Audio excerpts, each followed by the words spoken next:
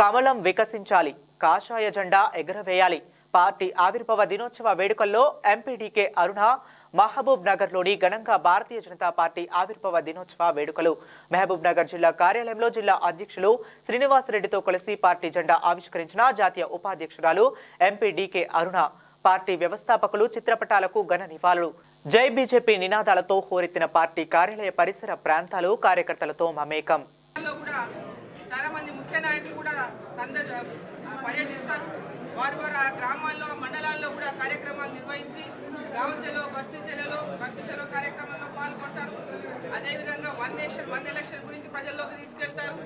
అదేవిధంగా వక్ఫ్ బిల్లుని పార్లమెంట్లో పాస్ అయిన సందర్భంగా పాస్ చేయించిన సందర్భంగా ఇక్కడ అనేక అపోహలు సృష్టించేటటువంటి ప్రయత్నం ఏదైతే కాంగ్రెస్ పార్టీ ఇతర పార్టీలు చేస్తున్నాయో ఆ విషయంలో కూడా స్పష్టంగా ఈ యొక్క వక్ఫ్ బిల్లు ఇవాళ పార్లమెంట్ లో పాస్ అయినందువల్ల ఎలాంటి ముస్లింలకు ఎలాంటి నష్టం లేదని, దీంట్లో కొందరు సృష్టిస్తున్నటువంటి అపోహల పైన కూడా పెద్ద ఎత్తున ప్రజల లోపల అవగాహన కలిగించినటువంటి విధంగా కూడా తీసుకెళ్ళడం జరుగుతుంది.